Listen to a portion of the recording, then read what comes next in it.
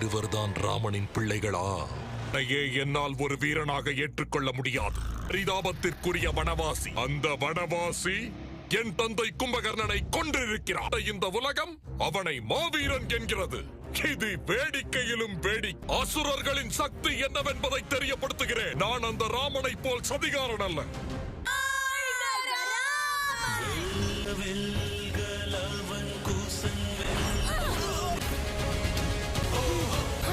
இவர்களை கைது செய்யுங்கள்.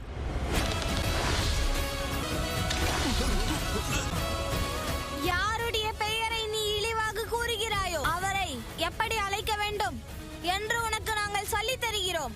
பெயரை சொல்ல கற்றுக்கொள்.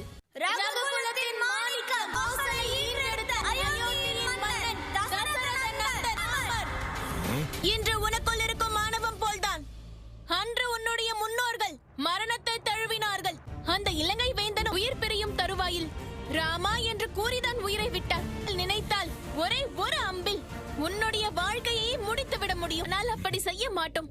ஏனென்று தெரியுமா? உன்னுடைய பெரியப்பாவிற்கும் உன்னுடைய தந்தைக்கும் என் தந்தை இறுதி வாய்ப்பு திருந்துவதற்காக அளித்தார். திருந்துவதாகவும் இல்லை, மனம் வருந்துவதாகவும் இல்லை. ராமரின் பிள்ளைகளான நாங்கள் நீ திருந்துவதற்கு இறுதியாக வாய்ப்பளிக்கிறோம். செய்த தவறை உணர்ந்து நீதியின் பாதையில் செல்வதற்கு முடிந்த வரையில் முயற்சியாவது செய். கிடைத்த இந்த வாய்ப்பை விட்டு விடாதே. போதும், நிறுத்துங்கள்.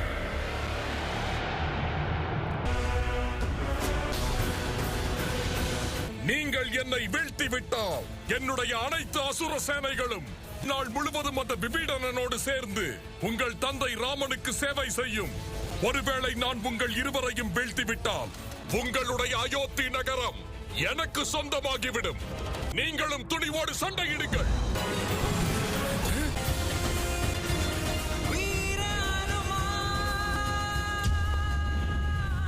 நான்முகனி, காலதேவனால் சென்ற காரியத்தை நிறைவேற்ற முடியவில்லை. ஹனுமன் அங்கு வந்துவிட்டால் தங்கள் திட்டம் எவ்வாறு நிறைவேறும்? இதற்கு ஏதேனும் வழி உள்ளதா?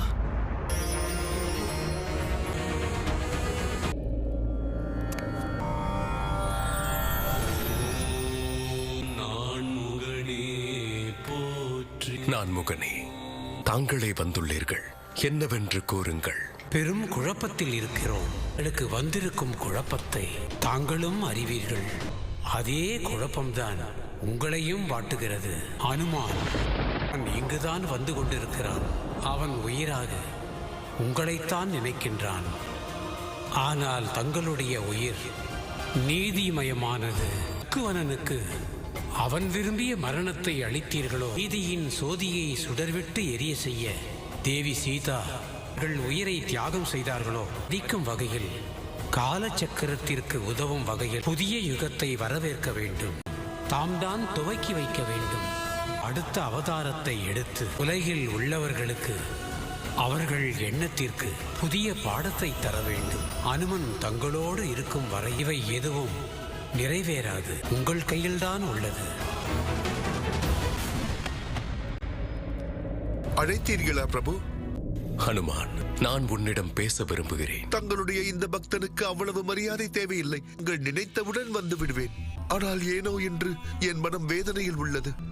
நான் இங்கு இல்லாத நேரத்தில் அந்த காலனின் காலடி அயோத்தி வரை வந்துவிட்டது. ஆனால் நான் இங்கு இருக்கும் போது அந்த காலன் அயோத்திக்கு வந்து பார்க்கட்டும். இது அந்த காலனுக்கு நான் விடும் சவால். காலனுக்கு காலனாவான் இந்த அனுமான். யாராலும் பிரிக்க முடியாது, செய்ய முடியாது பிரபு.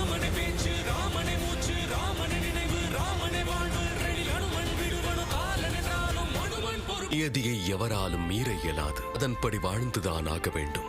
ஒரு பிள்ளையின் கண்ணெதிரிலேயே அந்த பிள்ளையை பெற்றவர்களை பிள்ளையிடமிருந்து பிரிக்க நினைத்தால் அந்த பிள்ளையின் நிலை என்னவென்று யோசித்து பாருங்கள். அப்படி இருக்க நான் எப்படி அந்த தவறை செய்வேன்? கட்டளையிட்டது தாங்கள் என்பதால் என் பிடிவாதத்தாலும் தான் நான் அமைதியாக இருந்தேன். அந்த காலனுக்கு காலனாக மாறுவேன். அதற்கு இயற்கையோ காலமோ எனக்கு என்ன தண்டனை கொடுத்தாலும் சரி. உங்களுடைய இந்த சேவகன் அனுமன் மனதாலும் உடலாலும் உங்களை வணங்கியது உண்மை என்றால் என்னுடைய பிரபு ராமர் என்னுடைய காரியத்தில் தடை விதிக்க கூடாது. பிரபு, இந்த அனுமன் ஆணையிட்டு கூறுகின்றேன். இது என்ன விபரீதம் நான்முகனே? இப்படியாக ராமரை அனுமன் கட்டுப்படுத்தி விட்டானே. காலதேவன் அங்கு செல்வதற்கு இடையூறாக அனுமனே அங்கு நின்று கொண்டிருக்கிறான். தாயே சரஸ்வதி, இதற்கு ஒரு தீர்வு சொல்லுங்கள். தேவேந்திரா, அறிவின் கடவுளாக இருக்கலாம், ஆனால் பக்தி என்று வந்துவிட்டால் அறிவு தோற்றுவிடும். அனுமனின் பக்திக்கு முன்னால் என்னால் எதுவும் செய்ய இயலாது. இதை தீர்த்து வைக்க யார் வருவார்கள்? ஏன் உன் முகம் வாடியுள்ளது? எந்த வழியில் சென்றாலும் தடைகள் ஏற்படுகிறதே, செய்ய இயலவில்லை. தங்களுக்கே நன்றாக தெரியும், அயோத்திக்குள் காலதேவனால் நுழைய முடியவில்லை என்றால் அங்கு எவருக்கெல்லாம் காலம் முடிந்து விட்டதோ அவர்கள் அனைவரும் காலத்தை கடந்து வாழ்ந்து கொண்டே இருப்பார்கள். முகனே, சமநிலை கெடுவதற்குள் இதற்கு ஒரு விடையை தாருங்கள். அவரோடு சேர்த்து பலருடைய வாழ்க்கையை அனுமன் அவர்கள் தடுத்து நிறுத்தி வைத்திருக்கிறார். நான்முகனே, இதற்கு தீர்வு கிடைக்கவில்லை என்றால் நான் அனுமனின் மீது என்னுடைய சக்தியை பயன்படுத்த யோசிக்கவே மாட்டேன். யம தர்மராஜன் சொல்வது போல் செய்தால் என்ன? இதன் மூலமாக வழி பிறக்கவும் வாய்ப்புள்ளது.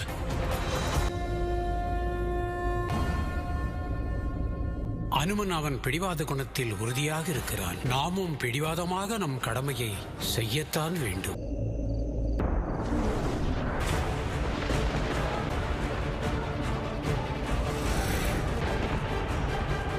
யமதர்மன் முழு சேனையையும் அனுப்பிவிட்டான் போலுள்ளது.